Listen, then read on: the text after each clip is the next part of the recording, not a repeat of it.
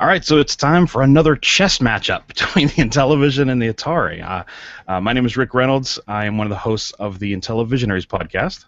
And I'm Ferg. I'm the host of the Atari 2600 Game by Game podcast. So we did chess, I don't know, about a month ago or so. I think so, yeah. Yeah, and the Intellivision won.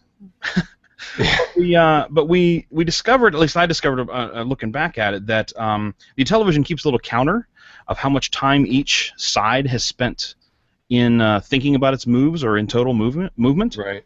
And given the skill levels we picked, it looked like the Intellivision had spent roughly twice as long thinking about its moves in aggregate than the Atari did. Right. We both picked the same level on our particular cartridges, but they weren't necessarily the same skill level. Right, right. So we're thinking that Intellivision level 3 thinks a little deeper than Atari level 3. And we thought we'd try to fix that. So we're going to bump Atari to level 4 on its game system and keep Intellivision at level 3 and see if it comes out to be a little more even in terms of at least thinking time. Right. All right. So also just because we can, we're going to flip the sides. Last time Intellivision went first because it just seemed like that was easier in terms of getting the Atari to be happy. But we figured it out, and we're going to let Atari go first this time. Yes, we are. All right, so I will switch my video. You can switch yours. All right. Assuming I can find it. Yeah, where is it? Screen share. Oh, it is screen share? Yep. I got to do these more often because I forget what I'm doing. Yeah. Okay, I think you can see mine now. I can see it in the little window.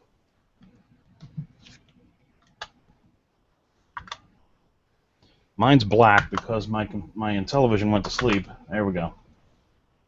All right. Okay. So Atari goes first as the white pieces. There it goes. You see that? I'm looking for it. Hold on. Talk again. Get it up front. It's the, sorry, I keep forgetting about that. Yeah, the King fourth over from. Okay. If you didn't watch the last video, Rick plays chess and I don't. So I don't know what's happening. I do. I have a basic knowledge of chess. But Rick has a more advanced knowledge of chess. I know there's moves that have names, and I don't know any of that stuff. And Rick knows a lot of that stuff. So. And here comes the horsey already. Yes, the guy who knows less about chess will use terms like the horsey. Right. Okay, so I see my joystick's not working. That's good. That'll make for a long night. Yes. Oh, come on.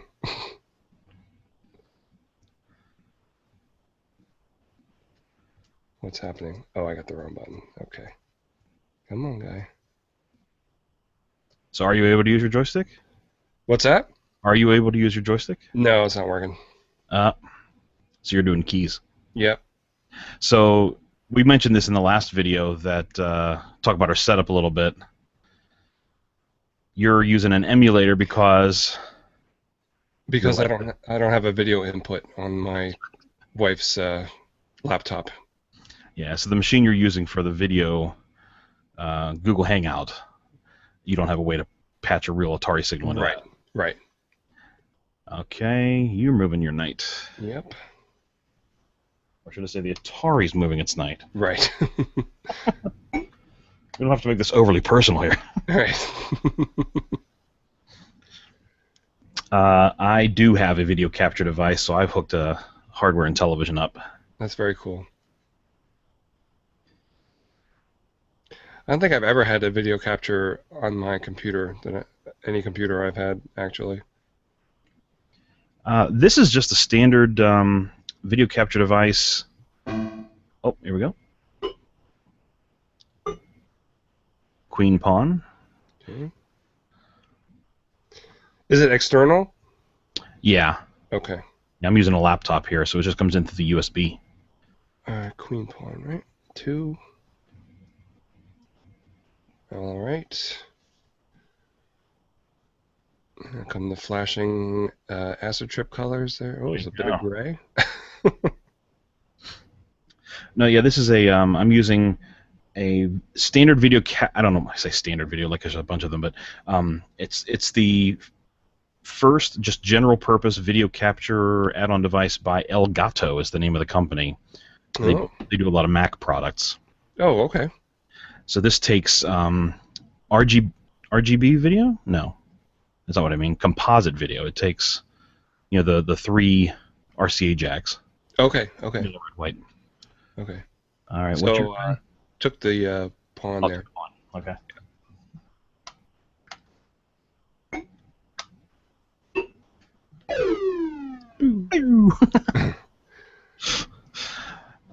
So it takes those three or S video Oh, okay. as an alternative, and then I'm just piping my Intellivision through an old VCR to convert that RF over to those kind of jacks. Right. Right. Not too complicated. Have you ever done a mod on Intellivision, like a RCA?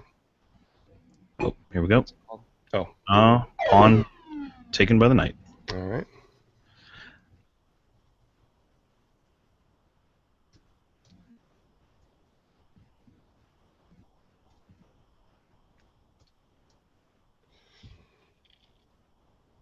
Okay, more flashing. I have not done one. There was a guy. I say a guy. This has been some years ago, and I don't remember who. That had basically advertised, "Send me your Intellivision, and I'll do that mod for you for cool. price." Mm-hmm. So I sent him 2 of my Intellivision units. So I have 2 of them that have that output. But in both cases, I'm not overly pleased with the output. I don't know if there's an adjustment I need to make or something. Oh, okay. Okay. I've just been using RF. Okay. So the other knight moved out. Went out.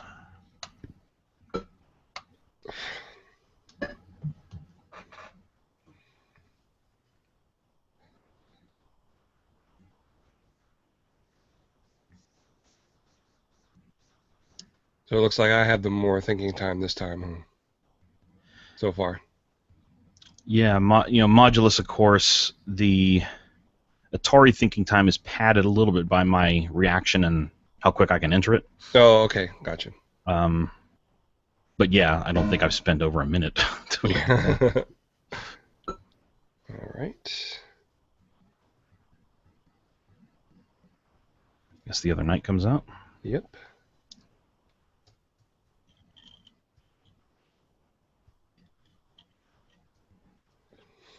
I like how your knights face in opposite directions. Yeah, that is kind of neat. I can't remember what we said in the last video about chess, but yours did you say yours came out in '83, the Intellivision? Why don't I look at Or the is it 81? I can't remember now. I think it's later. Later? Let me check the manual says 82. 82, okay. Let's see, the pawn, is that the queen pawn, I guess? Yep. Queen pawn out 2. Right up in front of the knight. Yes. Yeah. 82, but I think Intellivision Lives might have said 83. Boy, we should go back and listen to our first video and see what we said. I do know that it was something that they contracted out, because chess algorithms is not a general purpose computer science thing. It's something that's kind of specialized. Right, right.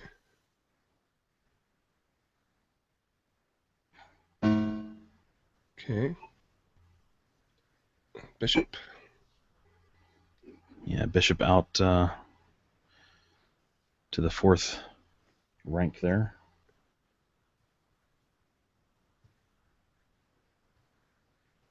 Where are they going? Okay, even with the top. Got it right. Yes. Okay.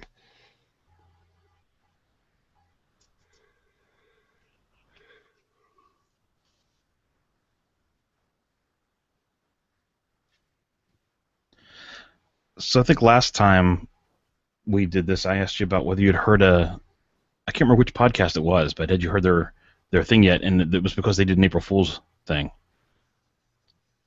I can't remember which podcast we were talking about. Oh. Maybe Retro League. I know they did one. I can't remember. Was it all the Like the fake news and stuff that they did, Retro League? Yeah. Retro League did an entire episode full of apparently fake stuff, Yeah. and I didn't know anything. And this I told you this on our podcast. I didn't know Oh, that's anything. right. Yeah, yeah, I remember you saying that because yeah, because it was more newer stuff. Is that right? Because like I completely dropped out of knowledge of. Oh, you've moved. Let's see, where are you? So left bishop, what was it? The king's bishop, King's Bishop out. Yeah. out to next to the white pawn there. All right. Yeah, they talk about a lot of it's retro gaming, but it's a lot of their experiences center around working in video game stores in the 90s and Yeah. and that's nothing. I have no memories of any of that. So Even the 90s. yeah. Oh, okay. So I guess if you are a regular listener of that show and the person who played those games, you were like laughing all the way through. But I'm just listening Right. to it like it's another episode. Yeah. Some of the stuff I didn't understand, but But then at the end, he said they were giving away some Intellivision title, and I can't remember what they made up some title, and I'm like, wait, what? That one I knew. The only thing I knew they did. oh, that's funny.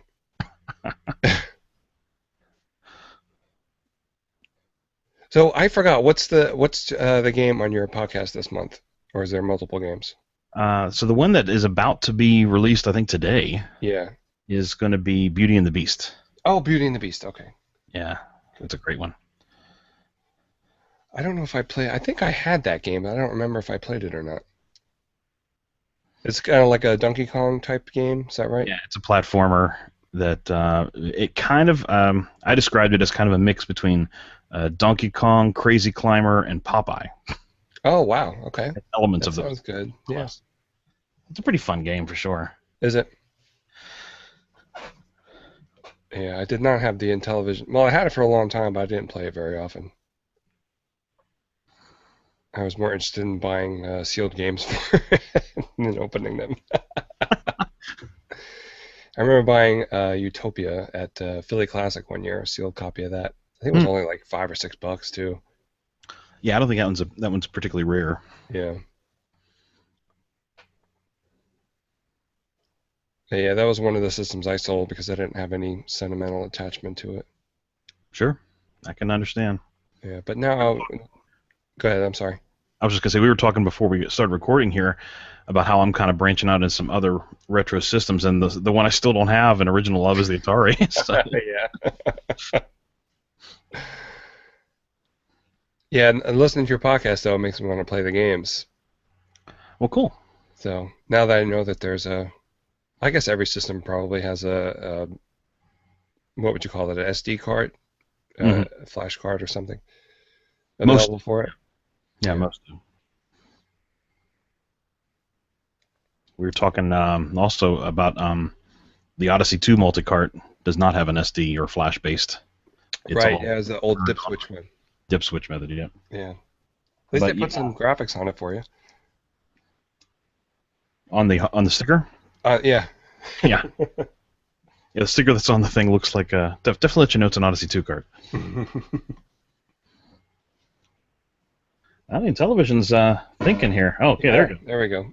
It took its time on this one. Ooh. Okay. Flanking the bishop a little bit there.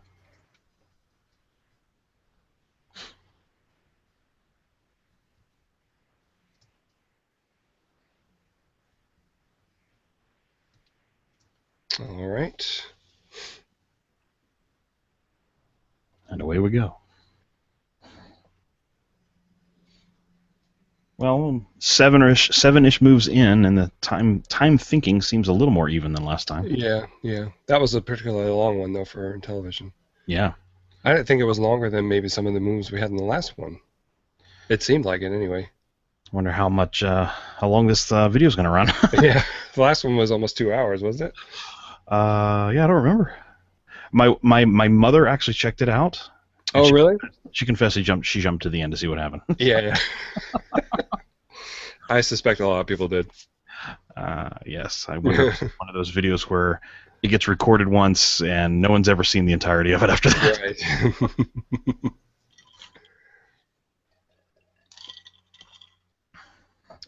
All right, so the bishop moves back one space. That's it. Yeah. Okay.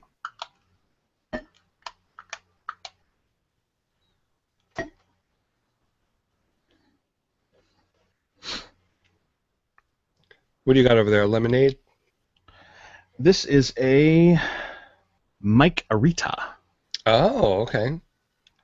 So that's one of the few mics that I like the lemonade and I like the Mike Arita. I never liked the hard iced tea. No, I've never tried it. My wife likes the hard lemonade. Yeah, they're pretty good. Oh, quick move. Bishop takes bishop. Okay.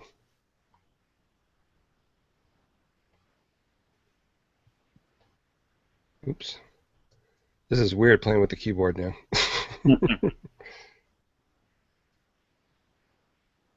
Okay, bishop takes bishop. I have some Kona coffee and I have some water too. Yeah, I think I'm going to wish I had some water later. Well, you got ice, so. Yeah, just munch on that or something. With a mute button, hopefully.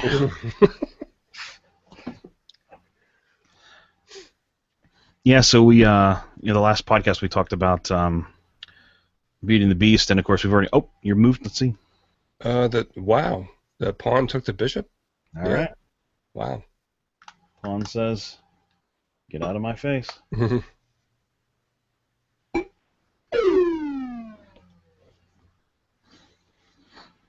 But so we've already picked, the next month. We announced the end of our shows what we're going to do in the next month. Right. And we actually have, we actually don't have it planned like you've got like a whole list that you're going to do. Yes. It's decently far in the future. We kind of pick the next one as we go. Oh, do you? Okay. Although we know ahead of time, like a group. So like I've got all the games grouped by time of release in like kind of buckets by year. So we knew we were going to do a game from '83. Oh, okay. So then the question was just which one. Right. Okay. All right, pawn comes up to reinforce that knight there. Okay, that is the... Yeah, king's is that pawn. The king? Okay. Just one? Yep. Okay, all right. So we've already picked our next game, and it's a game I did not have as a kid, and it's a game that prior to this month's playing it, I think I've spent 30 seconds on. Yeah. I have a lot of those games. It is a deep game. Like, it's going to take a lot of work to get to the point where I feel proficient enough to even talk about it in a meaningful way. Right. So yeah, that's proving to be a challenge, finding the time to really dig into it.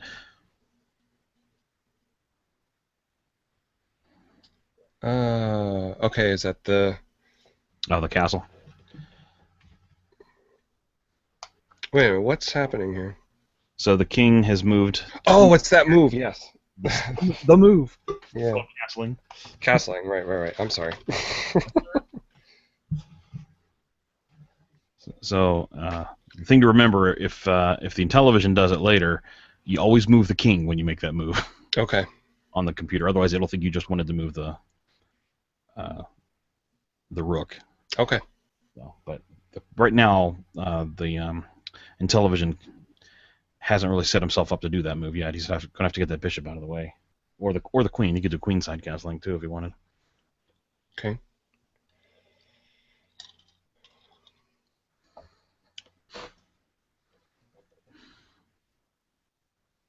But yeah, it's one of the D&D titles that we're doing. Oh, okay, yeah. So it's really like, okay, I've resisted the urge to email my other two hosts and saying, guys, give me some hints. Right. How should I be playing this game? Yeah. All right, bishop out 2 squares. 2 squares.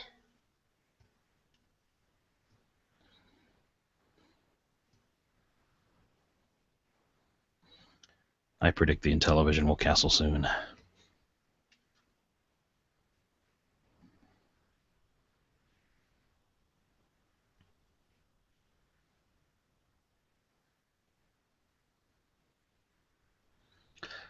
let's just say in my investigations for this game, I've already pulled out graph paper.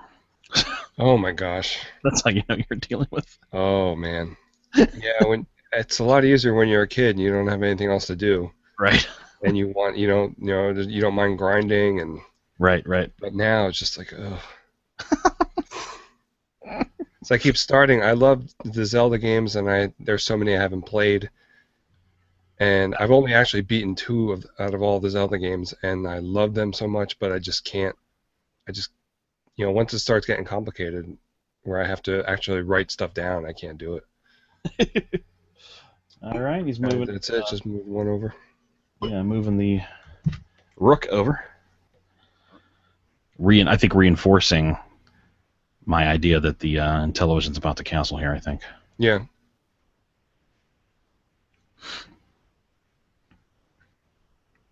Yeah, the only Zelda game I have played with any depth is the original. Yeah. I did beat that one. Did you beat both, or just the first one? Just the first one on the Nintendo. Okay. No, I meant both quests in the first one. I didn't know the second quest. Yeah. If once you finish the first one, you can start over again, and everything's in a different spot. Oh. Or you can just enter Zelda as your name, and you'll start the second quest that way. Okay, I'm sure I did not do that. Because that was actually college before I did that. Oh gosh, yeah. And I think it was college. I think I wasn't married yet, so I think it was college. Yeah. Yeah, the first Zelda. Yeah, he canceled. Okay. So I just moved the king over 2 spots, right? Twice. Yeah, that'll do it. That way, that signals the Atari what you're trying to do. All right. Okay. I don't want to screw this up. So just right next to the. You can see what I'm doing, right? Yep, you're doing it right. Okay. There we go. That's it. Yep.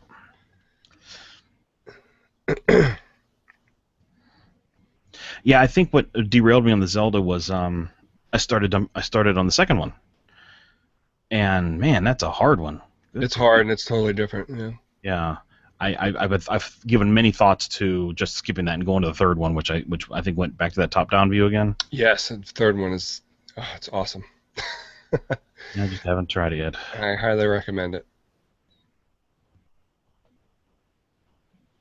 Yeah, I just started playing Link's Awakening, the Game Boy one, the first Game Boy one that came out a few days ago. There's a part of me that would love to spend the time and get lost in that and just really go, but I mean, I don't know how I would do that and everything else that's in my life. Right, and you have kids too, right? Yep. I don't have kids, and I don't have time for that. You're done, and you moved a knight out. Yes. Oh, is that the air conditioner back there? Is that what you're hearing? Yeah, it's coming through a little bit. All right, yeah, the air conditioner. Yeah, I'm just curious. Is blowing. Yeah. Yeah, this room where I record the video podcast, kind of like my retro gaming room, if you will, where things are hooked up to an old TV and stuff, is unfortunately also right off the room that houses the. Yeah. Yeah, my retro gaming room also has the cat litter boxes in the closet. That was the bargain. Yeah. I'm actually pretty happy with. I mean, our basement is not what I'd like it to be. Right. But I'm decently happy with what we got going on down here. We were saying before. Oh, move. Hold on. Pause the conversation. Queen up 1. Queen 1. Ooh, big move. Although that does. I don't know if this is what the Intellivision is thinking, but that does free up the other rook to swing alongside, and pairing up the rooks is kind of a power move of sorts. Okay. When you get your rooks working together, that's pretty powerful. So it may be Intellivision may be thinking about that. I don't know. Gotcha. But yeah, I'm old. I don't know how old you are, but I'm old. so I the game systems, frankly, that I'm interested in are all pre-crash systems. Yeah. I'm interested in, up to and including ColecoVision, maybe Vectrex, maybe, and a very slight maybe on the Atari 5200. Yeah. But like after that, I just not doesn't hold the emotional appeal, doesn't hold the nostalgia for me. Just none of those systems after that I really put much time into. Right. Right. So I'm trying to set up. Oh, you're done. Yep. That was the bishop. Where'd the bishop come from? Of Oh, there it is. Okay. front of the Yep. rook there. Yeah. So we've talked on my podcast. I have a pretty extensive Intellivision collection. Right. You have all of them, don't you? I do have all the carts, but like Yeah. I'm missing like yeah, there's like 5 people in the world that have the keyboard component, Right. Right. So there's definitely holy grail stuff that I don't have. Yeah. And I'm not one of the guys that goes after every foreign language variant and Okay. all that kind of stuff. I just want one of every game so that I could play anything. Was basically Right. the idea. With manual box if possible, that kind of stuff. Yes. Yes. So I've sunk all that effort and money into the Intellivision system. I'm not interested in repeating that for all the other free Right. systems. Right. Yeah, that's understandable. That's what we got here. Yep, he's bringing his rook over. Okay. Lined it up behind the queen. Now, did you start your Intellivision collection? You have all the stuff you had when you were a kid, right? Or no? That is an unknown. I don't remember how I got this all started. I may have gotten the box from my parents, Okay. but I may not have. I honestly don't remember. So, did you fill in the gaps in the collection before eBay or during eBay? Mainly eBay, yeah. Oh, okay. Okay. That's why it cost so much. Yeah. Well, I mean, I live in Pittsburgh, and I don't know of a lot of, swap meet kind of things. Right. They may be here. I just don't know them. I'm just not in the circles, I guess. Yeah. I know there's a store in Cleveland. I don't know how far that is from you. Pretty far. It is pretty far. Okay. Okay. So yeah, my hope would be though to be able to play all those old systems again. Yeah. So I've been working on getting a console of each. Oh, here we go. Okay. The Knight. top knight.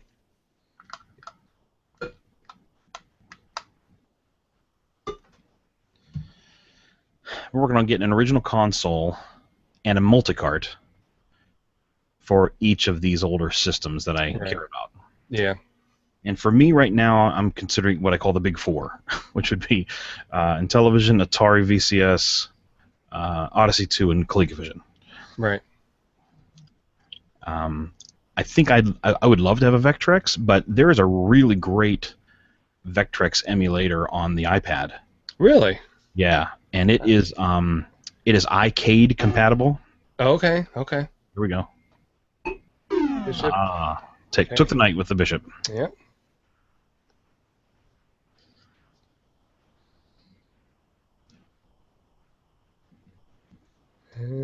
Okay. So since it's iCade compatible, I mean, I think it has all the games, or if not, it's got just about all the games, kind of a thing. Right. It really reduces my, desire to get an original of that system. Just because I don't know what I'm going to gain at that point. I mean, it would be nice. Those Vectrex displays are great, but then when that display breaks, what am I looking at? Right. Yeah.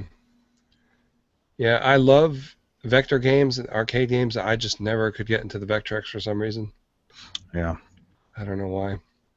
There are a couple of pretty good games on it. I mean, that aren't original games, that aren't arcade ports. Right. Right. That I've enjoyed. So yeah, that one's kind of holding me back. You're done. Yep. Let's see. Knight. Knight moving over. Yep. Ooh, he's threatening the queen. Oh yeah. And then I actually played a little Atari 5200 back in the day. My buddy got it for Christmas. Okay. And we couldn't make Pac-Man do anything. I mean, it was because of the controllers. It was so rough.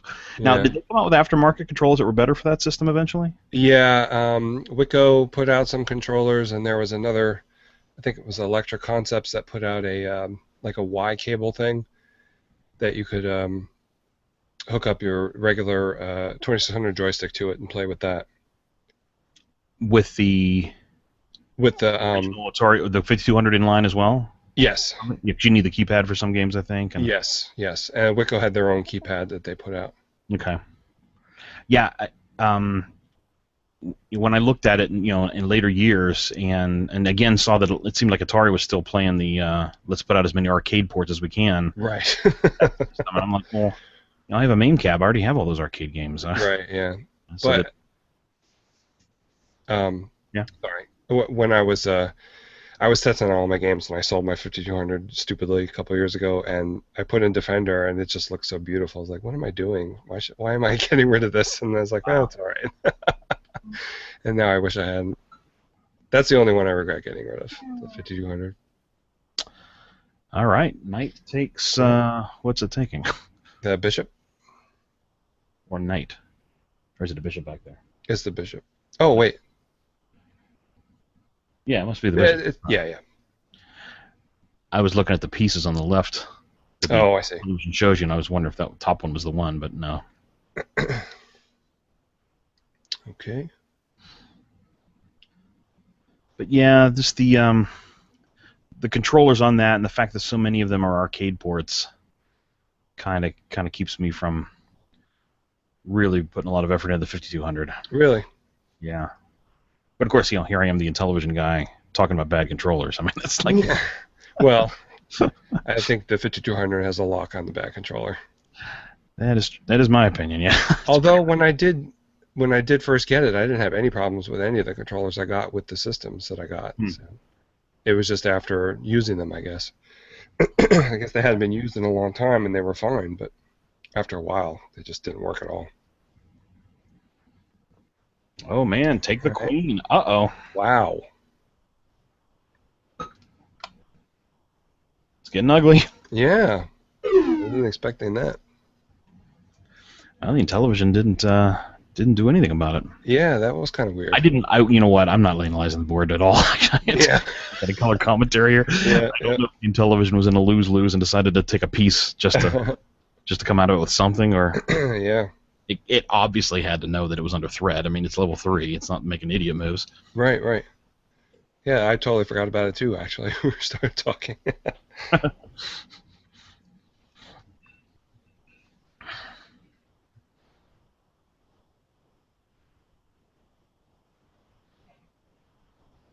Yeah, I didn't have the 5200 or the 7800 when I was a kid, just the 2600.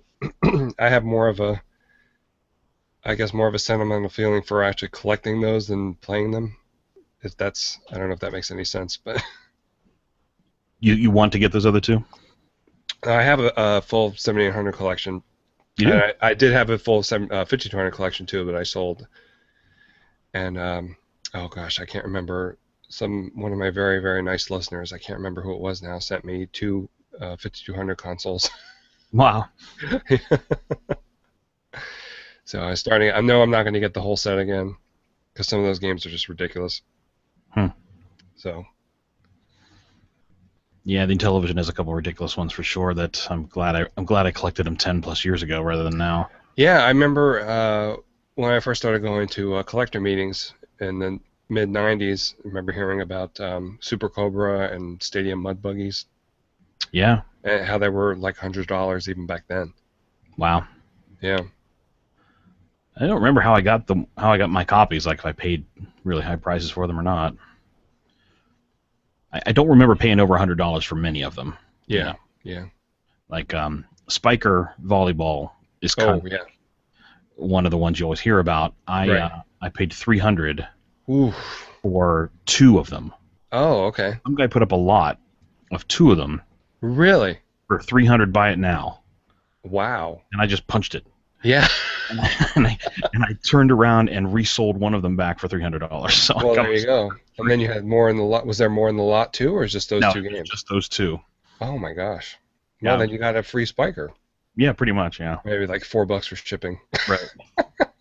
But it was the bagged release. I don't know if you're familiar with some of Intellivision's history there. The late releases just came out in a bag with a manual, right? Yeah, and then even later, then they started putting boxes on them. Oh, okay. Okay. Intellivision, I'm not paying attention. The Intellivision was threatening the queen as well. So they're just Wow. This is definitely a much different game than the last time. yeah. And I'm paying even less attention. Okay, taking the queen. If I'd have been looking, the television probably put it, sort of a standoff. Okay, if you're going to threaten my queen, Yeah, I didn't even notice that. yours. Interesting. All right, took the rook.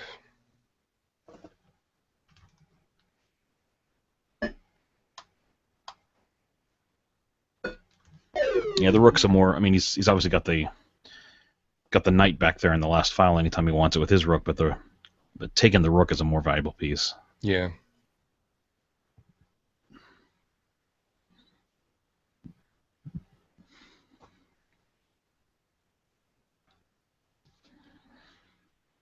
But yeah, so there was a period, I guess, when either Intellivision Inc. or INTV Corp, whichever one was doing it, was just sealing them in little bags and shipping them off, and Right. the fans apparently whined and complained. Oh. Started boxes. Now, were they color boxes later or black and white? Yeah, they're color. Wow, that's pretty Boxes are impressive. color. The manuals are pretty Xeroxy looking. Yeah, But yeah, I've talked about this in the podcast before. My collection is complete-ish.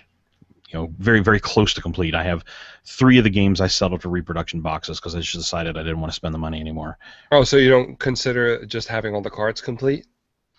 Well, there is a community group that calls themselves the 125 Club, Oh, and okay. that means complete in box 125. Gotcha. I gotcha. All right, Rook takes the knight to All right. get that nonsense out of here. Get out of my back lot here. So I announced, hey, can I be considered a 125er? And I said, by the way, I have 3 repro boxes, Right. but you don't have, whatever you want to call that. But they called me a 125er anyway. Oh, well, that's good. They have different levels. I think I still qualify as the top level because the 125 spiker without box, for some reason my repro box counts. I don't know. That's weird. I think I ought to be in that level, but anyway. Or All right, maybe so it's 124. Maybe it's a 124. You have everything but spiker. Okay. So the pawn took the bishop. There's a lot of pieces being captured here all of a sudden. Yeah.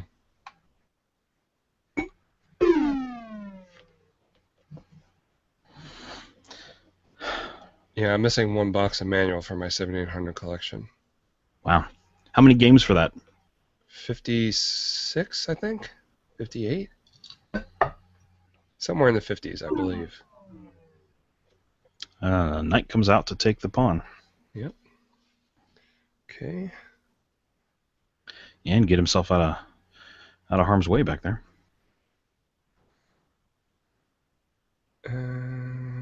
Right.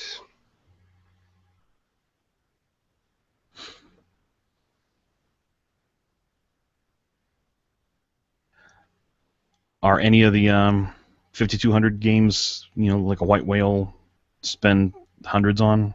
Oh, yeah. Yeah, Meteorites is one. Oh, wait, did I say 52? Yeah. I'm sorry, I meant to ask about your 7800. 7800, yeah, well, Tank Command is the hardest one, I think. Mean 18 Ultimate Golf is another one. Is it Mean 18? I think Mean 18 was the last one I got. All right, I've moved the rook. Okay. Other than that, I don't think there's many off the top of my head. I got a lot of them in the 90s for like 80 cents from there was a closeout company called O'Shea's that bought a lot of Atari merchandise. Wow. And I got a lot of them from there. And then there was a guy named Nibbler on Usenet that was selling them for like $2 a piece for brand new games, and I got a lot from him too. I got pretty lucky with some of the stuff that I got.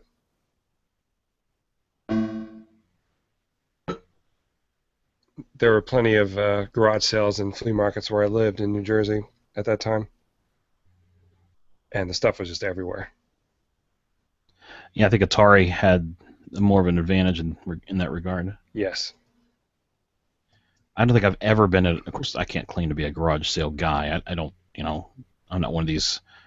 You know, SoCal Mike talks about going out on the hunt or whatever. Yeah. You gotta have the patience for it.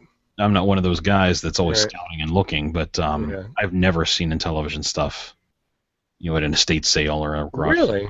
I'm just, Yeah, well, I don't see it very often. If I do see anything, it's just loose carts. I don't think I've seen a unit in probably since the one I bought. Hmm. The one I bought, it was actually at a local flea market, and it was in a big cardboard box with a bunch of box games. And the guy said, $20 for the whole box. I was like, okay, I'll go inside the building. If it's still here when I come back outside, then I'll get it. So it was still there, so I got it. All right. And that was an original Intellivision. Original Intellivision, yep. Okay. Yep.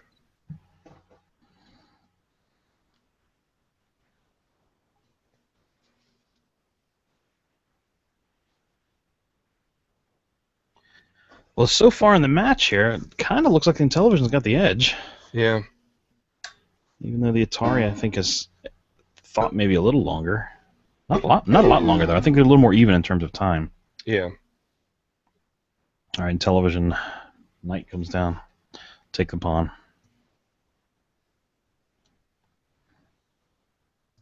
All right.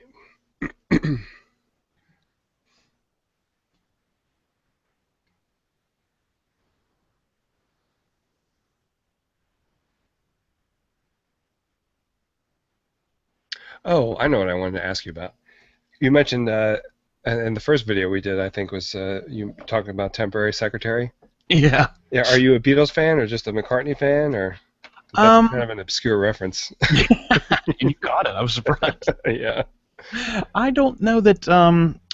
I definitely did not listen to the Beatles growing up at all. My parents were a little before the Beatles, so they had Elvis records and stuff like that. Okay. So they didn't have much to do with the new wave British whatever another. Right. One of my dad's favorites is Buddy Holly. Yeah. That stuff.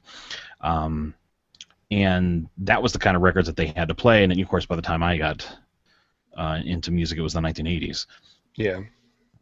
All right. Oh, just starting to mow down some. Yeah.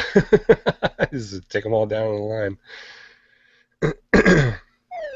So I actually went and, I don't know, within the last 5 years, bought on CD, Abbey Road, the White Album. Oh, okay, good. Sgt. Pepper. Yeah. Just to get a feel for, what some of the better Beatles stuff sounds like. All right, bringing a Knight back out. Okay.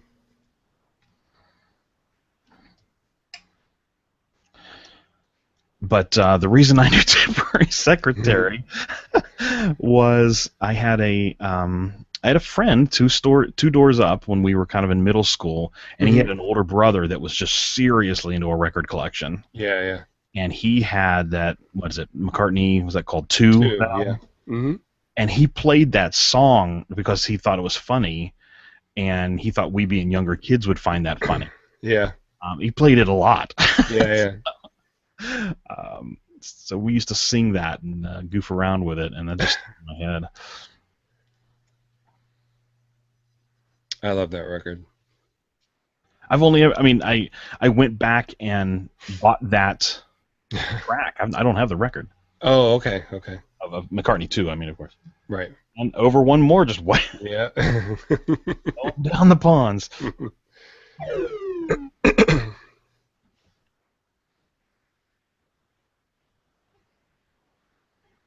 The Intellivision has a material advantage at the moment, I think. Slightly. It looks like it. With 2 rooks, the Atari should theoretically be able to do some pretty good damage, but I think if you go by the numbers, I think 2 knights are better than 1 rook. All right, bring the knight over to threaten the rook. Yeah. Okay.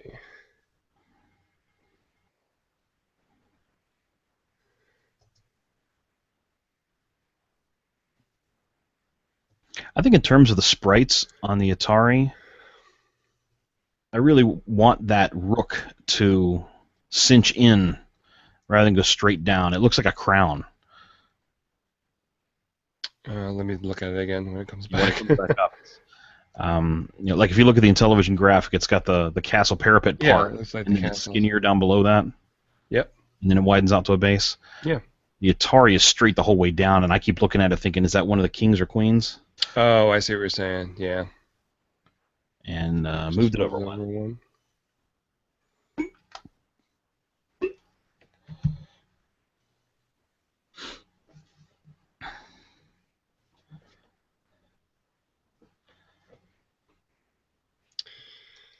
Yeah, I wish it was just a little bit bigger. You could add a little more detail to the pieces. That's I mean, we talked about before about the Intellivision and the tile system, and The tiles, yeah. the Intellivision is just using an 8x8 chunk of its tiles for the Right. board. Bringing the other rook down to threaten the rook again. Or bring the other knight down. Gee whiz, what am I saying? Losing my brain.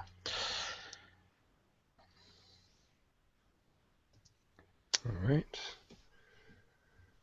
But that's not the whole screen on the Atari, is it? Is it kind of boxed in the middle like the Intellivision is? Yeah. Yeah, that's They interesting. don't do anything with the outside space in this version. I wonder why they didn't. Oh, I forgot about that again. The The one that has the writing. yeah, darn it. That's all right. When we do the 24-hour chess, I'll use There that we go. Exactly. I moved up one. one. Okay.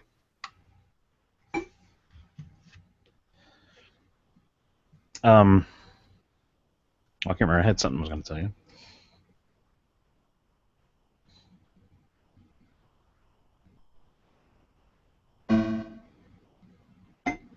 Uh-oh. And out the other rook to make things complicated. Protecting the knight there. Okay. So, I'm not going to just give it to you. no. It's a shame that the Atari has left his other rook more or less trapped behind that pawn. It's going to cost him 2 moves to bring that rook out. Yeah.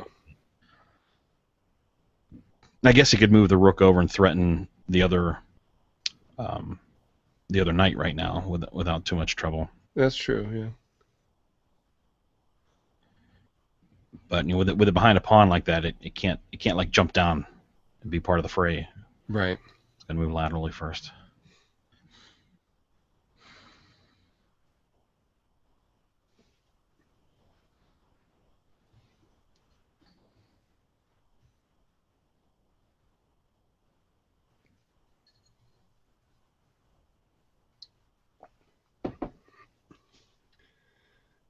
Okay. It's taking a little more time than usual.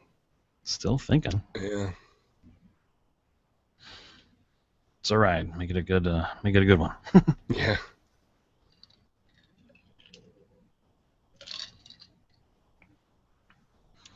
So you joked about a 24-hour chess. I think we talked about this on one of these already. But Yeah. some kind of a charity thing, right? Yeah. Yeah. I can never remember the name of it. The Retro Junkies are doing it as a group in October. So we're going to take a chunk of time, each of the shows that sign up. And it'll be on a big live feed somewhere. As whoever can do that, yeah. I'm not sure how I'll be able to do that because I can't do it on my Mac because my Mac is so old. I never updated it, so I can't do anything like that on there. That's why I'm using my wife's. There we go. Okay, getting the Moving the pawn up. pawn out of the way. That took a while. No, it's interesting. I wonder what other moves it rejected. Yeah. Now the pawn can only move 2 in the very first move, right? Correct. Okay. Yeah, so that's from there on, he's going to have to just quietly move his way forward. Yeah. That may be his hope. He may be trying to promote that pawn. And Now he can't. now the knights. Of course, on the other hand, he's more or less. Oh, it's sacrificing. Well, he's more or less as long as he keeps that threat there, he's made that knight less valuable because the knight has to guard it. Oh, I see what you're saying. Okay. There's so many things to think about. Of course, the knight is also threatening the rook, unfortunately. Yes. Yeah. Oh, that's right. Yeah. So it goes on there. More thinking, probably. It's not really a fork because he's not threatening two pieces at the current moment, but he's keeping the pawn from moving forward while threatening the rook. The rook's going to have to move, I think. Right. The rook moved down one. Yep, down one.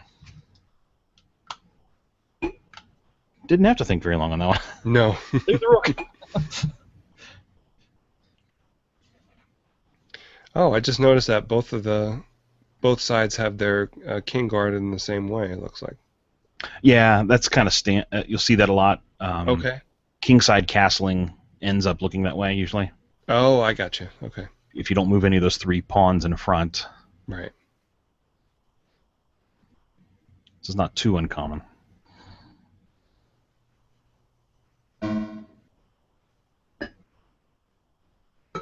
Oh, threatening the rook. And just blatantly in that pawn's face. Yeah.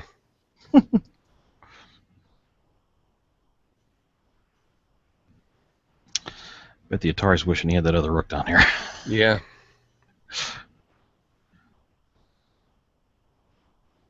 Oh, there was I think it was Billy Crystal did a joke in a routine. I don't know, and how many years ago now. I had an old Billy Crystal album when I was a teen or something. And Oh, yeah. he did a joke about his daughter asking him, says, "Dad, is it true that Paul McCartney was in another band before Wings?" Yeah. He says, "I could feel the age spots bursting out of my hand." Let me tell you about this old-time group, the Beatles. Yeah.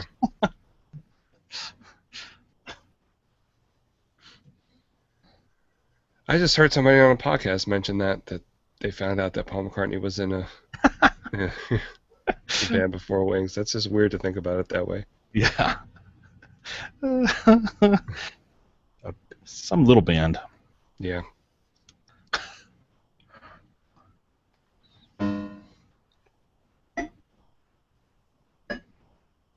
Man, they're just dogging that poor rook. Yeah.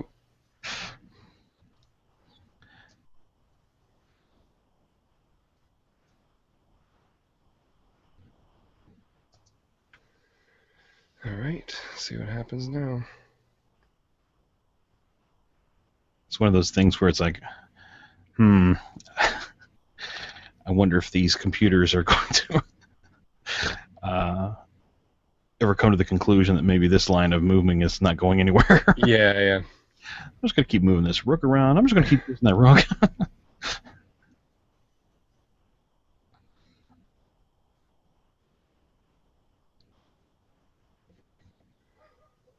All right. And one more.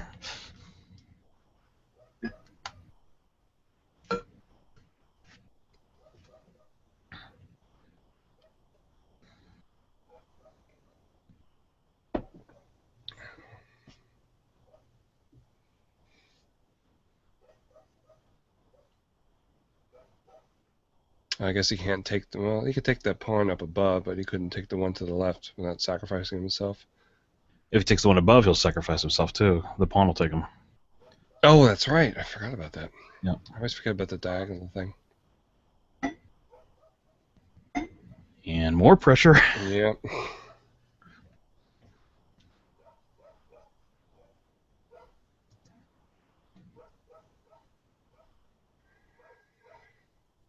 Jeez. So he can't move down. He can't move left or up. He's got to go right. He can't go one square to the right. He can't go two squares to the right. Wow. He's going to go 3 squares to the right. Yeah. At least he's got. There you go. And there he is.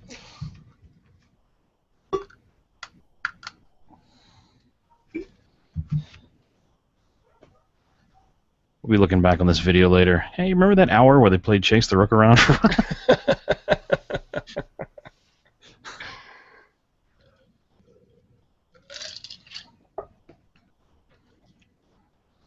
and Ferg and Rick talked about the Beatles. Remember that? Yeah.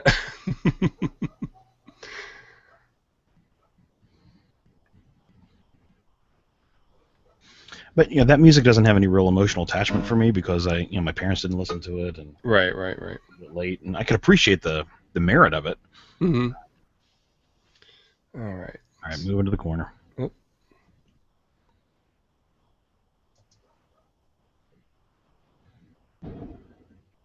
Did you hear that? What was that? I wonder if the thunder came through. The Oh, yeah. loud thunder crack here.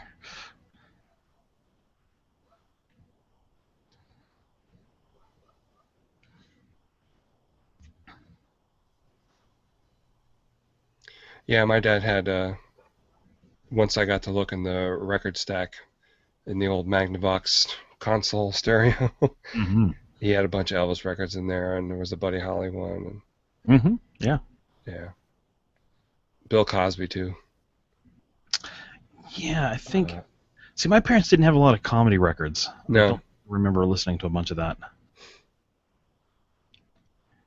I feel like they had something. You know who they had? They had that. Are you familiar with the Vaughn? The guy's name was Vaughn Meter. First Family, yep. First Family. They had that. We listened to that a lot. Whoa! Move the king over. He must be worried about a checkmate, getting trapped behind those three. You mean from one of the knights?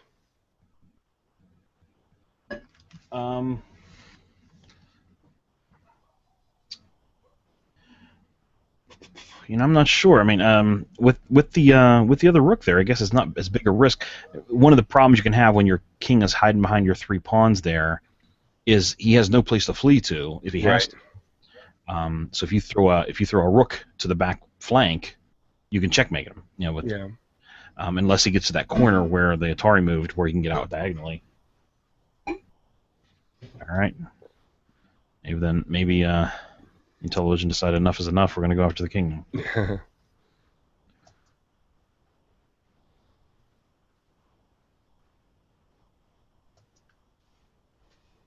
Okay.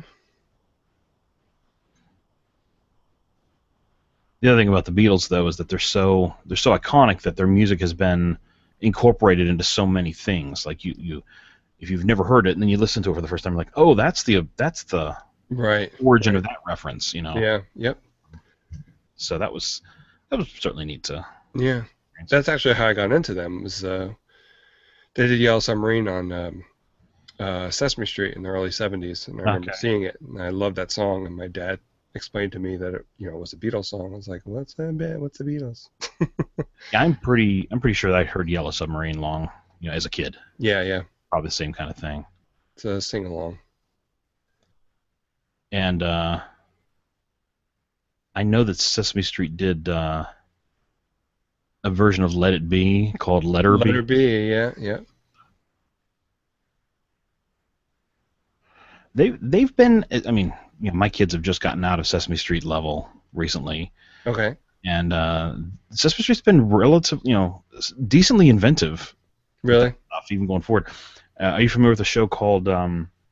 It's not on. It just finished up its run a year ago or so, called The Closer on TNT, I think it was. Oh yeah. Okay, we're moving. Moved to Rook over one. Rook over one. Finally.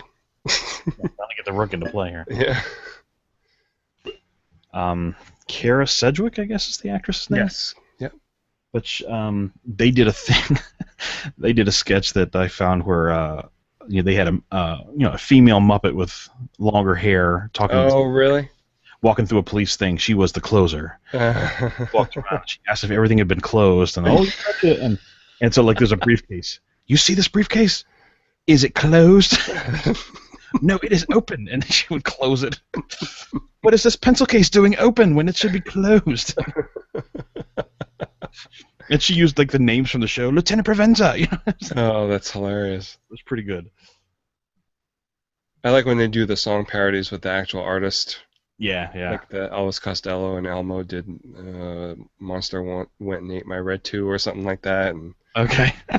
REM was on there with Furry Happy Monsters. Nice. Yeah. Now that's a band I did get into a good deal was REM. Oh, really? Okay. I just here we go. Moving back. Night down, some kind of protection here. Because the Atari has his rooks lined up, like I was telling you. That can be a powerful thing if you can bring it to bear in the right places. The Malachi Crunch. But I was in a store in a mall, and I heard, I think it's called Rock Song 89 or something like that. Pop song. Pop Song 89. There you go. Yeah. And I'd never in my life heard lyrics like that, where he's incorporating like an awkward conversation into the lyric.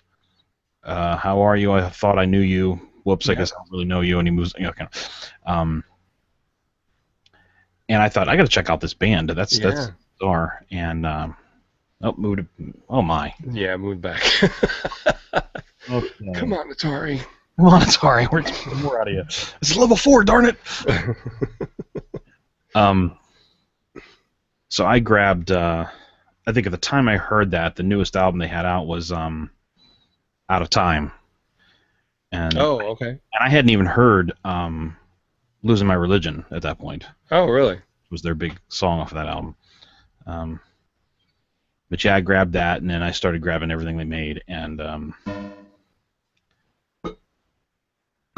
pawning up one. And boring position development.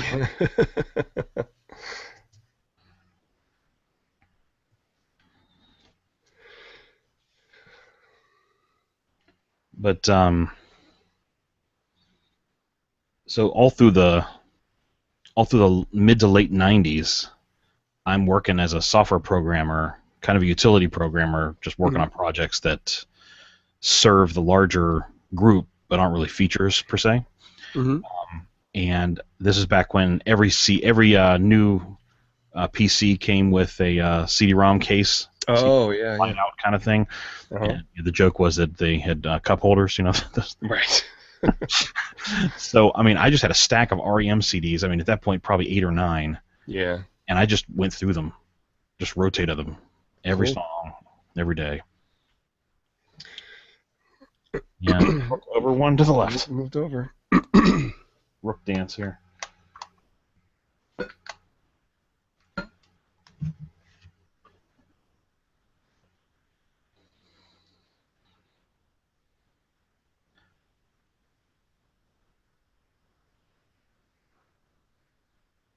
Yeah, they're definitely one of my favorite bands. Yeah. Yeah. I bought Life's Rich Pageant on vinyl when that came out, and then Document when that came out, but I didn't really get into those two until Green. Green came out, that kind of cemented it for me, and then I remember taking all my Christmas money in January of '89 and going to the record store and buying everything that I didn't have. Wow. And the Knights are squaring off each other. Yeah.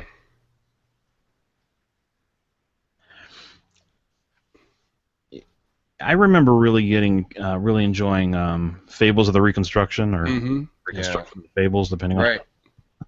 And I think I enjoyed Document pretty good. But again, I mean, that was one of those things where, I mean, just so many of them were all at once that. Yeah. Do you still listen to them now, or no? Sometimes, yeah. Again, because I spent so much time coding to that music, if I find myself at work where the thing I'm working on it requires coding, but it doesn't require a lot of thinking. Like, I've already designed it, and I just need to work through all the exception cases and the if logic and all that kind of junk. I'll put on REM, and I swear I'm 3 times as productive. I mean, it just really, that's just cool. hang out of my fingers. Yeah. It just it's obviously worn some kind of groove of attention span or something in my brain that I can just crank stuff out with listening to that. I can't listen to music and design. I can't think about the problem space very well. I have to turn like on white noise or something like that to help me concentrate. But okay. But when it's already kind of laid out and I'm just kind of working through coding the algorithm I've already planned, I can bang that up pretty good to REM. That's cool. All right, the rook is moving back out. Okay. Doubling up the rooks. In particular, when it's the end of the world as we know it and I Feel Fine comes on. Yeah. I think I just make just fewer typos. It's just Oh, that's cool. it just flies out of my fingers. Yeah.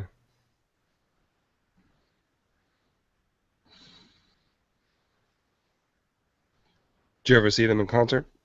No, never did. Yeah.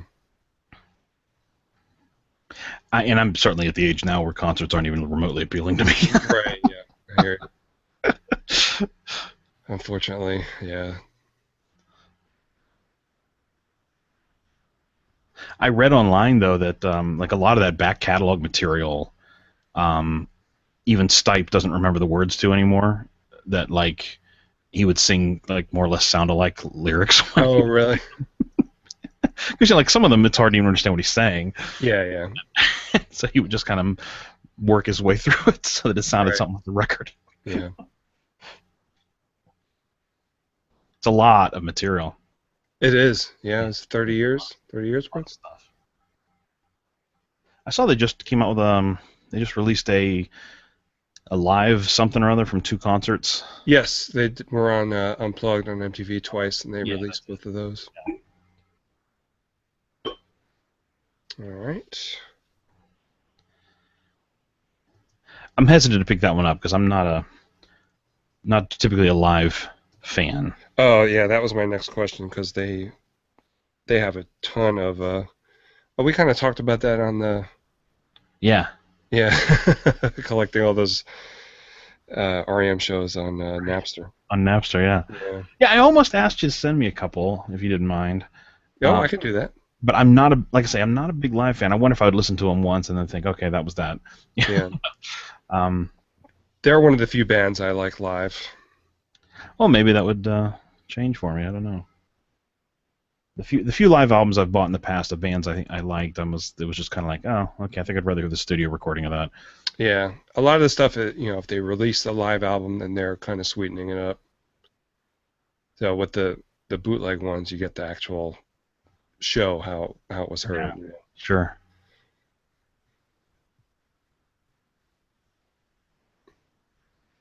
I always get worried when it sticks on one color for a long time. It's like if it doesn't freeze up. It's deep in the tree, analyzing its possibilities. It can't possibly get to the top and change colors.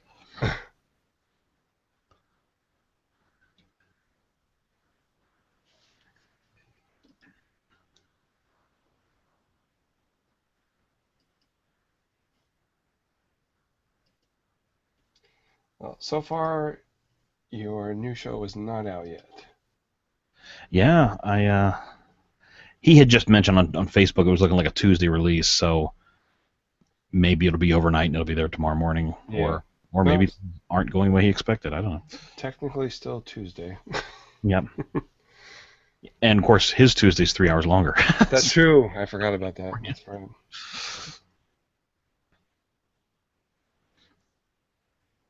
All right. Oh, here we go.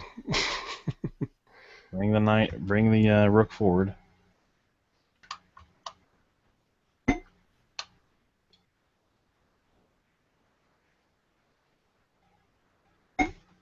Huh. I'm not sure what I think of that move. Not that it matters, but he's in the file there. He's protected by the other rook. Right. So I thought he might come up between the 2 knights, effectively forking them. Mm-hmm. Although the knight on the left is protected by the pawn behind it. Mm. So he really would only be threatening the knight on the right, which then another knight could then move, and then did you really get anything out of it? But, Right. and there you go. Because at this point in the game, and I'm not sure, it's certainly not in the Atari's best interest to trade pieces. What do you mean by that, actually? So, like a common middle game strategy is to trade pieces. I take your knight knowing you're going to end up taking my knight in return, or I take one of your rooks, but you end up killing my rook in the process. It's very common to trade queens, for instance. Well, that's Um, just what happened, I think, right? yeah, oh, okay, here comes the... All right, no, this is getting interesting here. So again, because Oh, he's got okay. both rooks lined up here, Yeah, he can threaten the the black rook. The black rook is what's called pinned. right, Black rook, it literally cannot move off that bottom right. rank because that would expose the king to check. Yeah. Um, Wouldn't it be checkmate if they took the rook?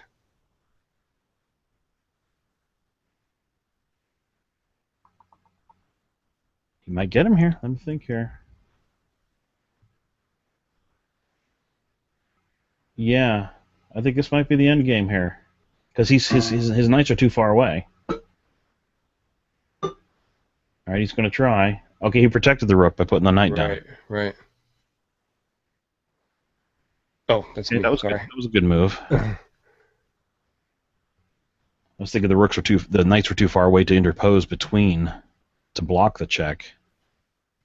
But now, if he takes the rook to impose check, he'll lose it. Yeah.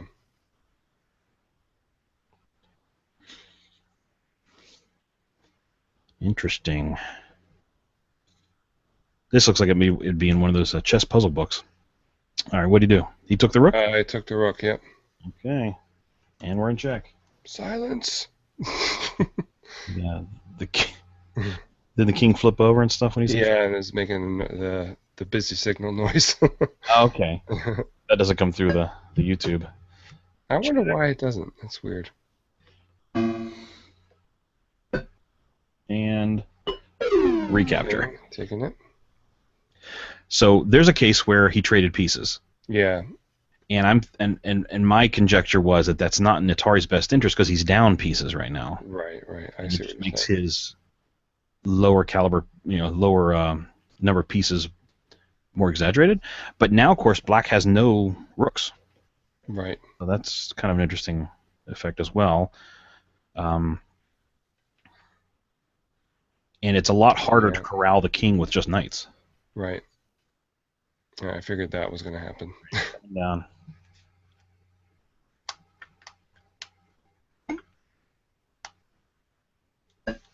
Yeah, I think Intellivision's going to be in trouble here because his king is too far in. Yeah. He's not going to be able to run. He's going to have to do something. What can he do? He can't. The other knight can't set up to The get knight can't protect the knight Right. the way he did the bishop, the way he did the rook a minute ago. Yeah. Um, Hmm. this could be curtains. Oh no. Have you seen Dr. Horrible's sing-along blog? Yes, yes. Very good. I love near the beginning where he grabs him and says, "It's curtains for you, lacy, gently wafting curtains."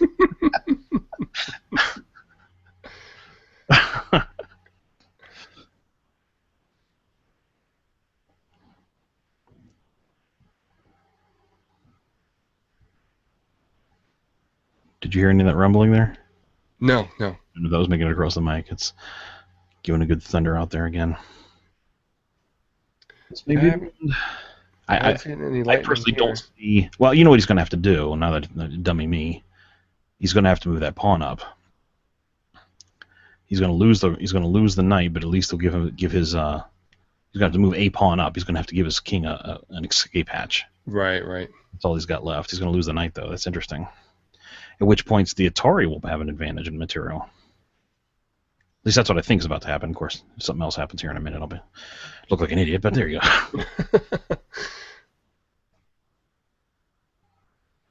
Because I don't. The knight can't get to a position to protect the other knight. Right.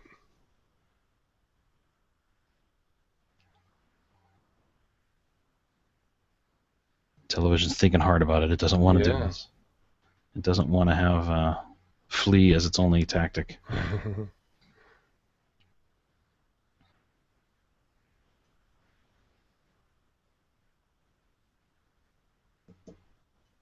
All right. And pawn. I am vindicated.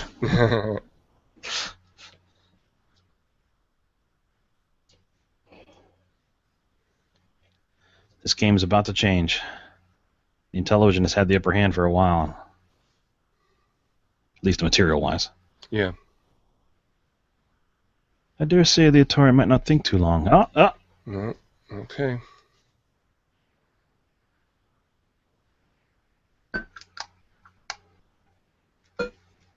Jack. And Intellivision moved very quickly. Yeah.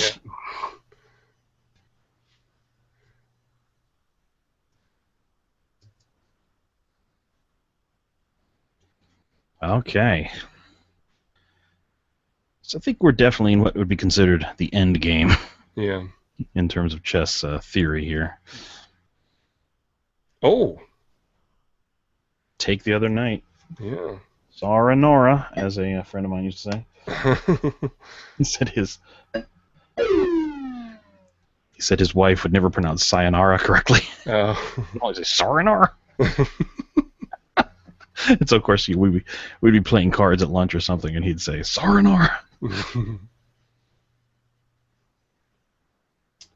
Well, Mr. Big Bad Intellivision, what you gonna do now? Because the Atari has carte blanche to promote that pawn if he really wants to take his time about it.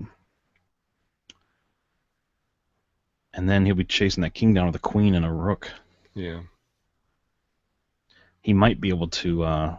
You can't. I don't think you can mate the king with just the rook. You're gonna have to get some help. He could do it with the rook and the king, of course, but he doesn't have to. He's got the pawn out there, an isolated pawn that Right. isn't going to get threatened by anything.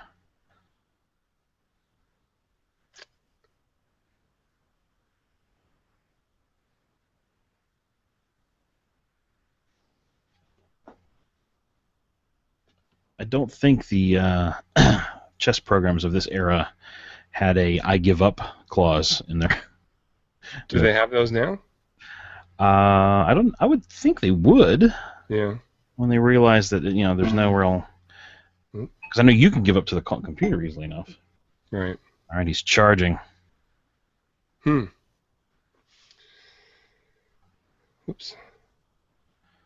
Charge at the rook.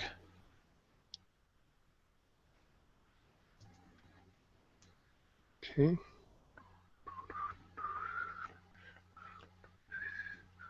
Oh, that was quick. And the rook retreats. 2 squares, correct? Yes.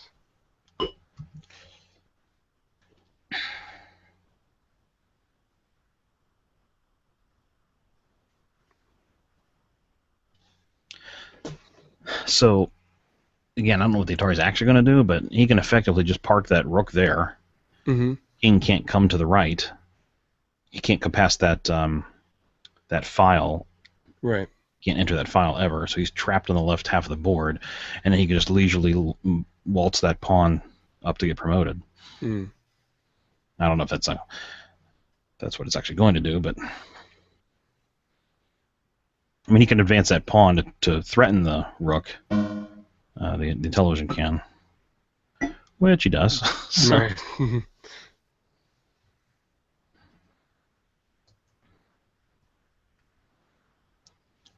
But I would, that's just a bide for time though, because it's kind of an irritant. He can't really. Moves back. Just move back one. Yep. Because now, if he moves forward, he'll lose the pawn to the other pawn, and we're still where we were a minute ago. The king can't cross over, so Right. just an irritant move.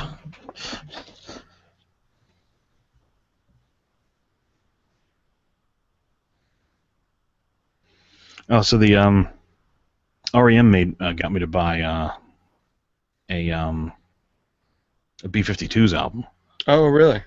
because I really like the girl's voice on Shiny Happy People, and she was on something else on that album. Me and Honey.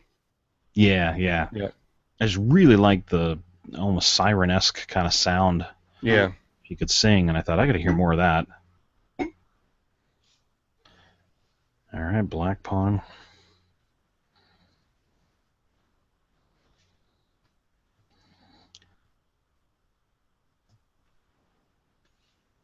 But I didn't actually get too into the B-52s. I just had that one album of theirs. Which album? Oh, I can't remember the name of it. The one with Love Shack on it. Cosmic Thing. Cosmic Thing, that's right. Yeah. Aren't you just a fount of all this music knowledge? You gave the pawn for it, right? Yeah, one pawn forward one. He's pretty much got carte blanche to get that pawn promoted now. Yep. But I mean, I listened to that Cosmic Thing. Oh, I don't know, a dozen or more times through. I mean, I enjoyed the album, but I don't know, something about it never made me decide I got to go hear more of that. But That's a more of an accessible album of theirs. The earlier stuff is a lot more quirky. I'm sure you've heard Rock Lobster. I've heard it, yeah. Yeah, I love that song. I tend to like the quirky, so maybe I'll try them out. Oh, that's true. Yeah, Temporary Secretary. There you go. And Okay. he doesn't have much choice. He's gonna have to move those pawns around. Yeah. One square at a time. Yeah, I liked. I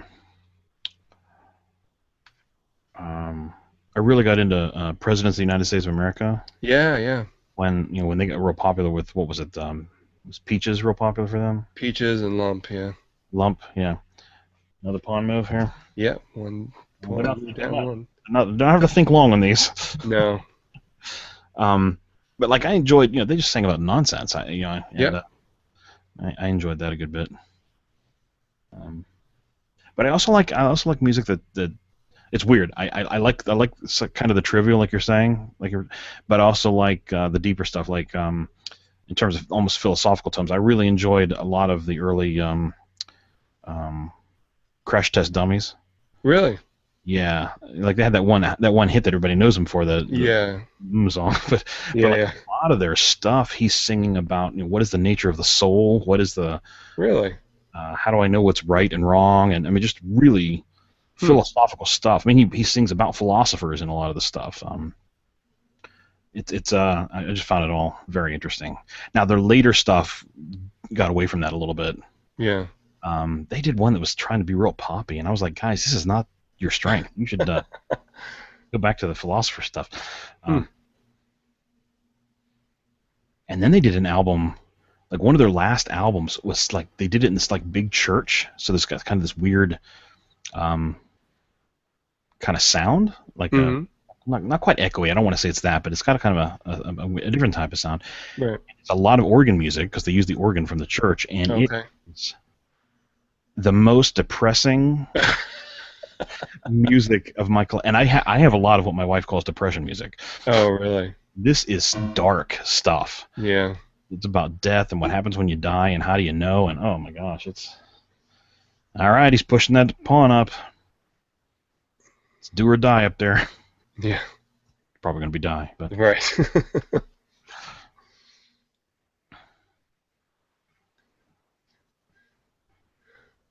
So what other kind of depressing music do you have, like Joy Division or? No, I don't know what that one is. No. My wife thinks anything that isn't pop sounding is depression. Okay. It's this pawn here. Yes. Right.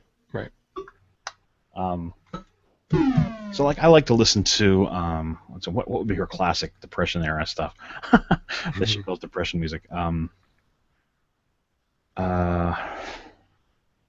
I like the Decemberists. Okay, I'm not familiar. Yeah. Okay. So they're man,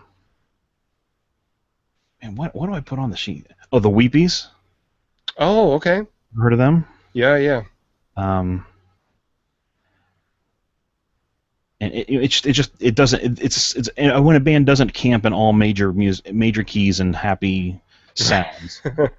My wife goes, "Ah, I can't listen to all that." You know, Yeah. she wants to hear something happier, just in tone, not necessarily in topic. You know. Right, right. Um, Trying to think of some others that are classic, like REM. She'd consider depression music. Really? Yeah, yeah. Wow.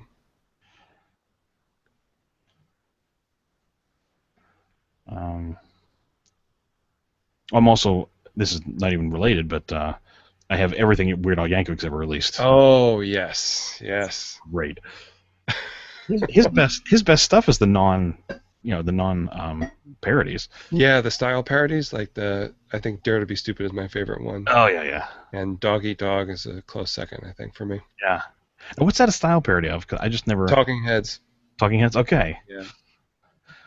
See, I didn't never listened to much Talking Heads, and I could tell that Dare to Be Stupid was Devo. Yes, yes. And it's funny, people who just know him from like Eat It or whatever, they don't know that he does this other. No, you're exactly right, yeah. And it's just like, you guys don't really understand. There's like a lot more to this. Yeah. I remember the first time I heard Albuquerque, it just blew me away. So good. Yeah, yeah. What is that thematically trying to do? Because I have no idea. Okay. That one and that song he did on one of the recent ones with the hardware store. Yes, I've heard it. I still have yet to get the few recent ones, but Okay, well he just goes on this crazy fast riff of all the things for sale in the hardware store. that's right. Yes, yes. Oh, I thought when I first heard it, I thought, how is he going to do that? On tour? Yeah. Have you seen him?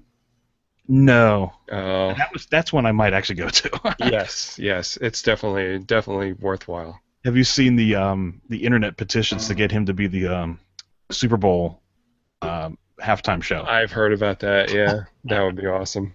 That would be so great. He doesn't have any songs about football, does he? I don't know. I don't think so. He's talking about food. He's got there's plenty of Food, yeah. songs about food. Yeah, one of his best of albums was titled, Best of something something, more songs about food and TV. Yeah, yeah. Yeah, one of the things off his last one, did it promote? Yep. And is it showing a Queen or something? Yes. I was gonna say, I assume it's Queen. Yeah. Wow. All right. I think I have to actually choose Queen here. All right. There it is. Here we go. The game has changed. Mm-hmm.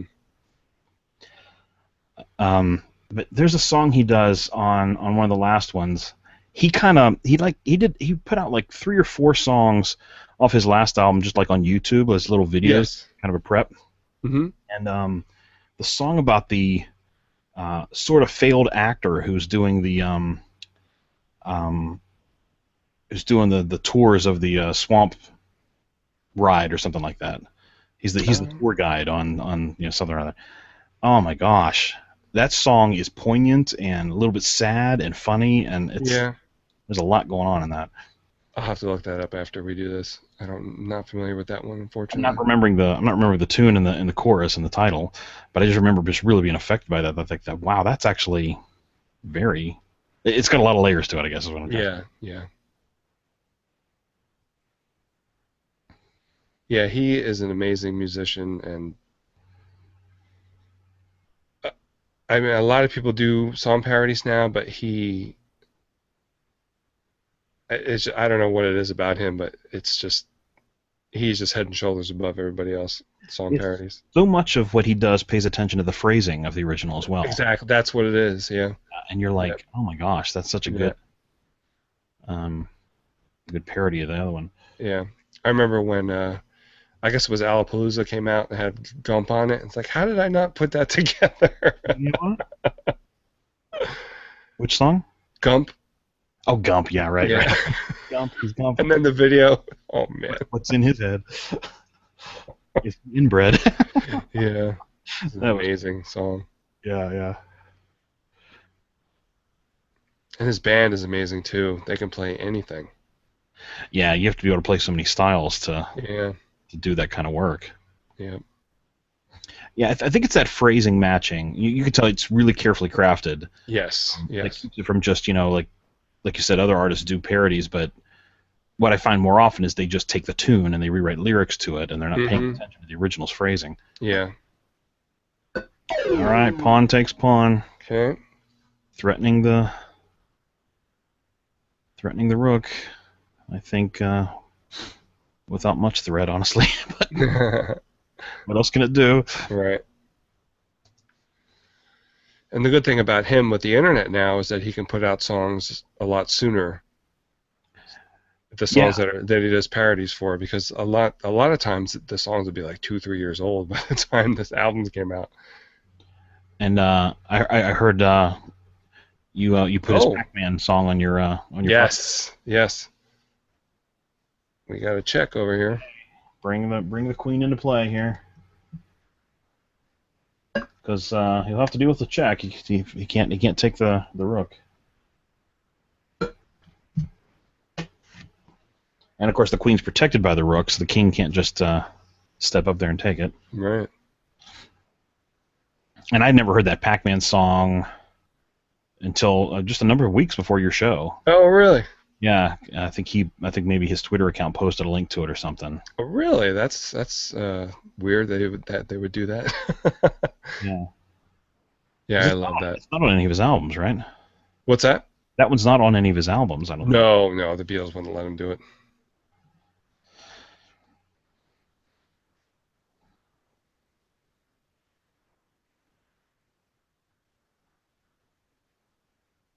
And it came back around to the Beatles.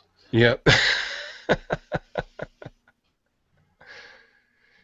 Yeah, I wonder if that was during a time period where he wasn't asking for permission first Right. and just recorded the song and Kind of then saying, okay, let's see if we can get permission after. yeah. But like a lot of people say, he doesn't really need it, but he Yeah. tries to promote goodwill with the artists. Yeah, I think it's a classy move to just say, hey, I've done this thing, what do you think? Yeah. Um, and then, he's only had, is it only one that's gone south on him? Coolio one, yeah. One. Yeah.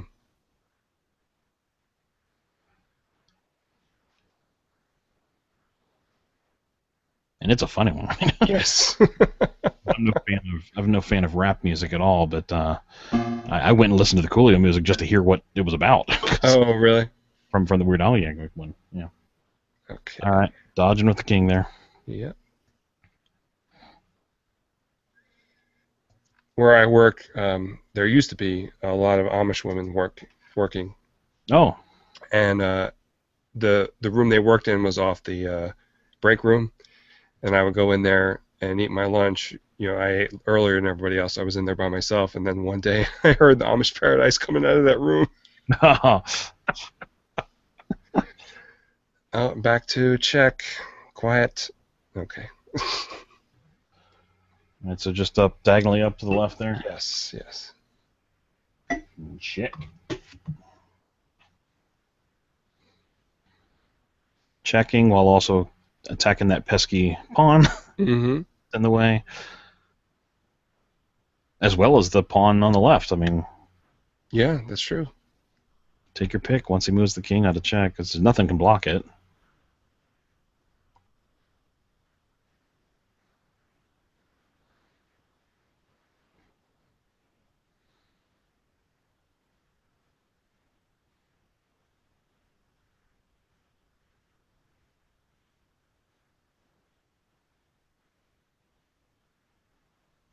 And I'm so. I'll say it again. I said it earlier. I'm old, so I. You have to be around the same age as me. I'm 44. How old are you? I'm 45. Oh, okay. I feel old because most of the music he puts out, I think, on the last 2 or 3 albums, the parodies he's doing, I'm like, I've never heard of this stuff. Yeah. That. I guess. Yeah. That's gonna happen. I gave up with pop music. I don't enjoy pop music. I haven't for a while. And again, that's a sign of old. Get off my lawn, you kids, and your radio. I think it's just changed so much. It's it's Well, all my parents hated my '80s music, so I mean, it's the same. really. Oh yeah. They're like, but it all sounds the same. Yeah. I guess Now I listen to it today, and I'm like, it all sounds the same. it does. Yeah. Yeah. But looking back on some of that, I guess some of the pop music, it did sound, putting synthesizers in every song. Yeah, yeah. Excuse me, I have to move my walker out of my way here. I'm trying to. It is hard for me to get into newer music, though. I'm kind of stuck now on what I've been listening to all this time. It's very rare where I find a new band that I really like that I'm willing to pay for their music, Yeah. Like I said, I had a friend turn me on to the Decemberists. Oh, Mhm. Mumford and Sons would be another that I've enjoyed. Yeah, I've heard some of their stuff Although I know online. that that's supposed to be only the young hipsters like them, but Right, right, right. I still find it entertaining for sure. Yeah. I have a friend who's 45 and he really loves them. So. And again, I don't find them singing about trivial things. Right, right. Stuff is not trivial. I don't know the name of the song, but there's this one song where they use the backing from a Mumford and Sons song, and it's a Miley Cyrus vocal, and it's really good. Wow. I don't even know. Again, I'm gonna adjust my walker for a second here. Yeah, but like I have heard the stuff I've heard from Mumford and Sons, I really like, but I just haven't been able to pull the trigger on buying an album. Now they only have 2 out, so you can. There's only two? I think there's only 2 albums out. Oh, I didn't realize that. Yeah, yeah. Oh, okay. Now the Decemberists, they got a bunch. So. Yeah, yeah.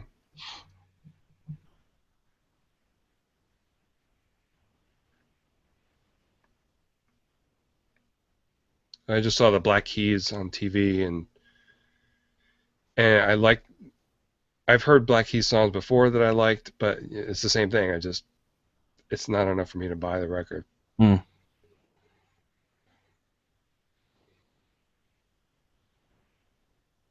Uh-oh. Oh, what happened? Oh, Oh, that's right. Yeah. it blanks the screen after some number of minutes here. Let me look it up. Has it been that long? All right. I guess it has. I think it maybe is it 4 minutes or 10 minutes? It's definitely catching up on time. Wow. Yeah. I think it might be 4 minutes.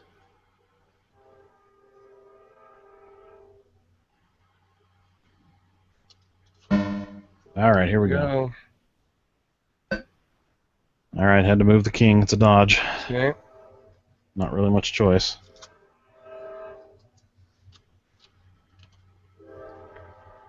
Okay.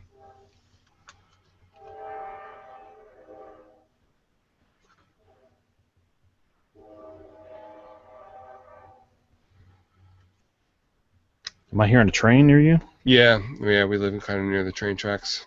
Interesting. I mean, we are probably a few hundred yards from train tracks ourselves. Oh, really? And All I right. don't.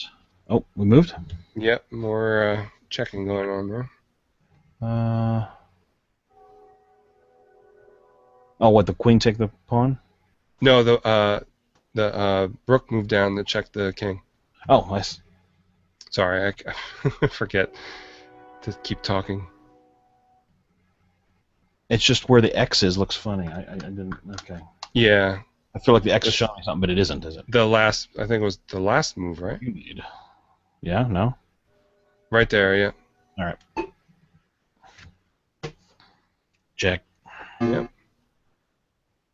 And a quick bail out of that. Run away. Pretty much.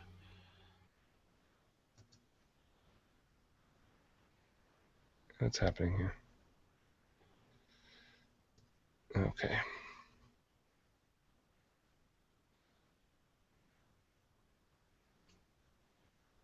I'm going for another check, you think? It can be an effective strategy.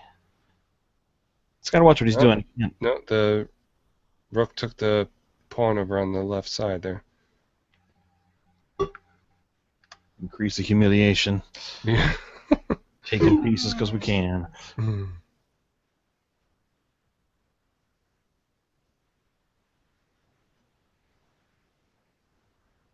But see, now he's free to take the pawn with the queen Mm-hmm. without needing to Before he had to protect the rook. Oh, right, right, right. Now, now there's nothing. Of course, the television could pop that pawn up and threaten the rook. That may be what it does next, which would keep the queen from taking the other pawn that's advanced so far. Yeah. So that's really the Intellivision's only hope is to get that pawn up there. If he can get the queen to run away, then he can advance. Yeah, but he has no way to protect the pawn. Right. If he moves the pawn up one, the king will take The it. king's gonna take it. Yeah. So I don't know. Desperate times for the Intellivision.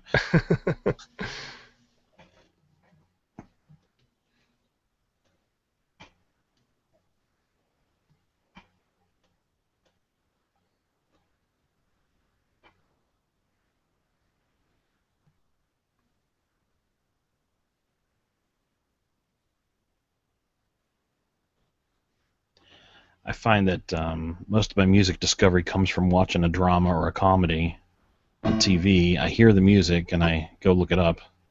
Oh, okay. There comes the pawn. Yeah.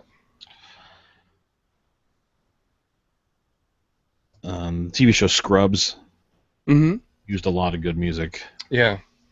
and House did a lot of good music. It seems like all those shows of that era kind of ended with a nice dramatic song at the end as they went through these vignettes of how how the plots tied up. Right, right, right. The pattern everybody was doing. Yeah. Rook over one. Rook moved over one. Yep.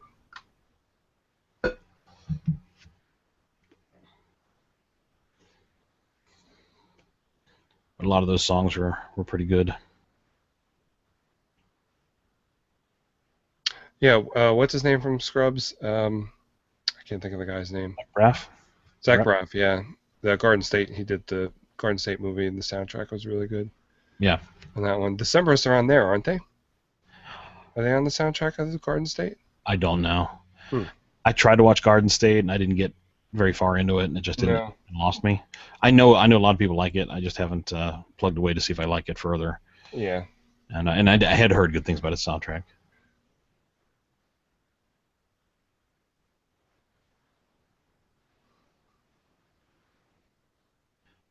There was a guy, I think his name was Josh Radin, Okay. Josh Radin, I don't know, Radin, that they used a couple of his songs on particularly emotional scenes in Scrubs. Okay. And I heard it in the background. I'm like, okay, I got to check that out. And King back one. Yep. So is it good? He has the album I got was called Covers. I assume it was all covers. I Right, right. don't know who did the originals because I'd only ever heard those versions of it. Oh. But there's a song called Winter that they used. I don't know. Did you follow Scrubs? Was that a show you watched? Early I did, but I had not in the later seasons. There was a Rook took the pawn there. Yeah. there was an episode where a family friend or a family member of Cox's dies. Mm-hmm. His wife's brother, and it was someone that Cox really enjoyed, and they used that song Winter over the end of it where they're showing the funeral and stuff, and it's just a really good use of that tone. Mm-hmm. And it's just by this Josh Radin guy that was really good. Hmm. And then they used another one of his, and we were just watching a rerun of it the other night, and my wife said, "Hey, isn't that song? That don't you have that one?" I'm like, "I do, but it's not the song you think. It's another one by the same guy, Oh. off the same album." But it's a little short album. It's only got like 5 songs on it, Okay. and I've enjoyed it. But again, all the songs sound similar. They've all got kind of a similar emotional mood to them. So Yeah.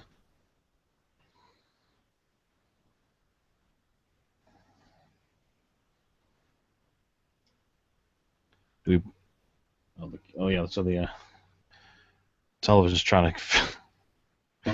You poor television. What are you gonna do? Ah, he's going for it.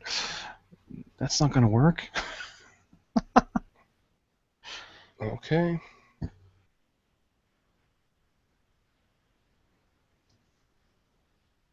that's just you losing your pawn, dude.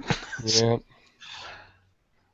I predict queen takes pawn, puts him in check. Yeah.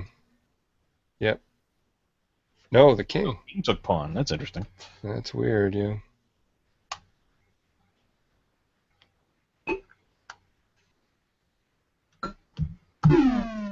All right. I think we can all agree it's all over but the crying. What? Can't... Although, who knows, maybe it'll be one of these, if Atari can't get its act together and checkmate the king within 50 moves. Oh, let's say 50. That is the stalemate rule. I don't know if that's like a standard... Oh, okay. I see. I don't know if it's a standard tournament rule, Gotcha. but like when you're learning chess and you're weak, your opponent's weak, nobody plays a very good game of chess. You can get down to something like this, and the guy that has the powerful pieces literally doesn't know how to check the king. Oh, I see. Corral the king into the person. The king just keeps running around the board. Right. They say that if again, I'm not sure there's a standard rule, but what we were always taught was if you can't checkmate the king in 50 moves of the king, then it's a stalemate. You've basically proven you may have everything it takes to win, but you can't win. Right, right. Let's hope it doesn't happen here. Okay, so the queen moves over 2 spaces to the right. So this is, again, I would argue this is kind of a corralling thing. So now the king is effectively trapped within those 2 files. Right. So then it's just a matter of like I would, if I were the king right now, I think I would move upper left to threaten the rook, and at least buy time by doing that. But I don't know what he's going to do. What do I know? Mm-hmm.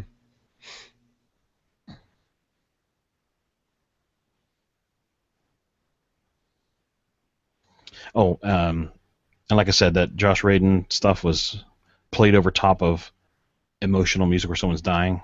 Right. Classic depression music, according to my wife.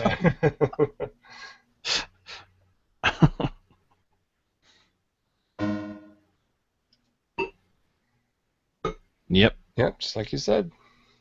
There he goes. Threaten the... You got to do something, darn it. Yeah. Make something happen. So now he has to waste a move, more or less. Although, frankly, from that position, he can't... the queen's protecting the rook. That's true, yeah. There's not a lot that does, but... He could take a move, move his rook all the way three files or something like that, just to get it out of the way. Yeah, so the queen moved down 1. Okay, yeah, because the queen's protecting the rook. There's no reason to... Yeah. So now the king's even in a tighter corridor. Mm-hmm. Yep, he's forced down. Go up. Oh, that's your move. Yeah. So, like I say, I think we may be looking at everything but the crying. Now, of course, you can accidentally stalemate here if you're not careful. But, of course, I'm hoping a computer won't do that. Because right now the king has only 1 flight square, right? Yeah. If the Atari checks in a way that keeps that, which it did not do. Nope. Move the king down. King down? Okay, so I think that's just a timing thing. I think he just needed to move something else to force... Hello. Gosh, sorry about that. That's all right. Force the... So now the king has no place to move but up 1. Yeah. Okay.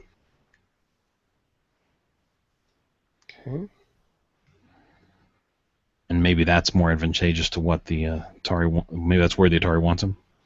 So that's why he, quote-unquote, wasted a move by moving the king.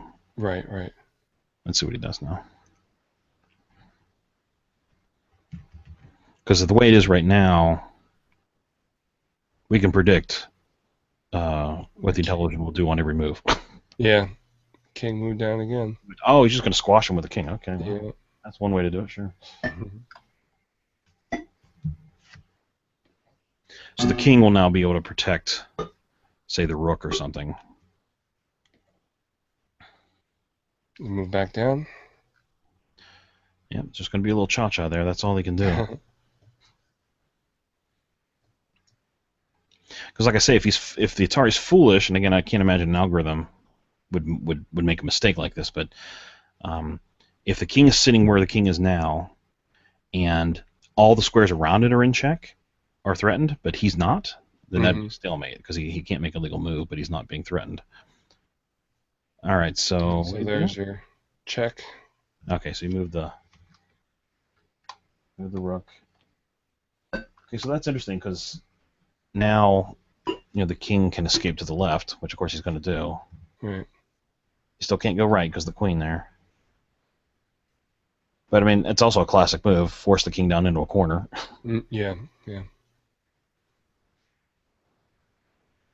But the king should go upper left. He shouldn't just slink into the corner by staying on the bottom. Right, because then the rook could come down, I guess, right? But it won't be protected. Let's see what he does. Yeah. Very good.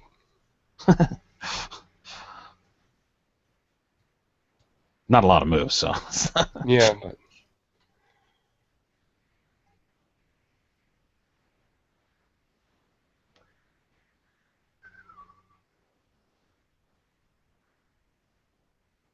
So I think, I was gonna say bring the queen down over. again.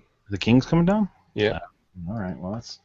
See, I think I would have brought the queen diagonally down to left, but you can do this too. So now the black king cannot move up. Of course, he couldn't before with the bishop with the rook there. So, but this frees the rook. The rook can now move, and still the black king can't move up. So I don't know if that matters.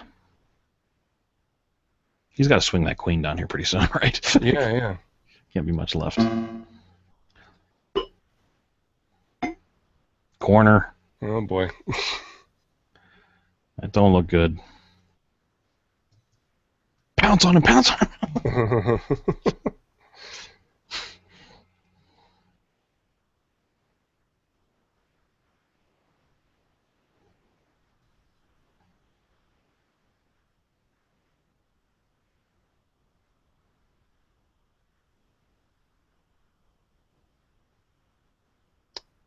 That's a weird move. Rook over one? Rook moved over to the left. I mean, I think it's weird. It's probably normal, right? You can't move over to the right. Yeah, he can't move to the right, so he's only got one move, which is up. And you really can't take the rook either, can he? No. Yeah, No. he can't. Like I say, here's where. Again, I would hope a computer algorithm wouldn't make this kind of mistake, but. Let's see. If you brought that queen down now, you could end up in a stalemate, maybe a move away or something like that. Oh, okay. Moved over to the left. It's threatening. It looks That's like a different noise too. Is that a checkmate? Checkmate.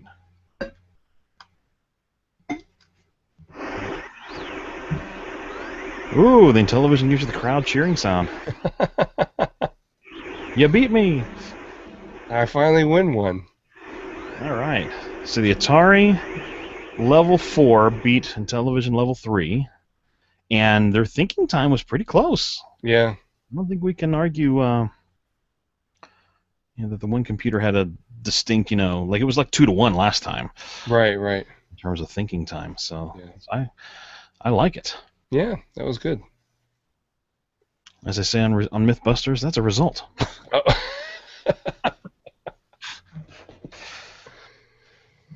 Very cool. All right, for those of you who hung along for, what is this? This has got to be 2 hours at this point, right? Yeah, it's Each side thought for an hour. Almost. Yeah. So you must love chess, love one or both of these consoles, or have a lot of time on your hands and found our little video here. So, I don't know, Ferg, what do you think? Is there any reason to do another one of these? Well, we could try the other checkers program, the Atari checkers. Yes. There's We played the Activision checkers last time, Right, right. and there's still probably some room for honing in on that too. I don't recall how evenly the thinking times were, since we didn't have clocks on the screen to shout at. Right, right. There's probably some room to maneuver there and see if we can give the Atari an even footing, or maybe a little bit of an advantage if it needs one. Right, right. More interesting. Yeah. All right. Well, we said it at the top, but we might as well say it here again. I do a podcast about Intellivision gaming called the Intellivisionaries with a couple of co-hosts, William and Paul, and we'd love it if you check that out. We're a monthly podcast, and it tends to run long. We're a longish podcast and trying to dig deep into the game. So, but chock full of information. What's that? Chock full of information, good information. Yeah, we try. Yeah, we try to make it interesting. And so if you're interested in the Intellivision platform, we're trying to be the go-to resource in terms of podcasting for information like that. And you do a podcast as well. I do a podcast on the Atari 2600 and slowly making my way through the entire library. I don't, it's not as long as yours is and not as good either, but I do my best. So that's up for, that's an aesthetics choice, right? Yeah. And we're both on the Throwback Network, too. That's right. Throwback Network. .net. Throwbacknetwork.net? Yes. Yeah, so there are various retro gaming and or retro computing and or just retro thinking yes. Podcasts there, movie reviews of old movies and TV. TV, yep. Computer, yep, like you said. So there's lots of good stuff there if you're at all of a retro mind. Right. And I'm also on the Retro Junkies podcast network, too. Just want to give those guys a plug. Cool. All right, Ferg, thanks for hanging in for a couple hours of nail-biting chess action. It was very cool. I enjoyed it. Thank you. See the Atari win one. Yeah, yeah. All right, we'll probably set up another checkers just because we like doing this kind of thing. Yep. And Intellivision went to sleep. Yep. Had enough. All right, with that, thank you. Thank you. All right.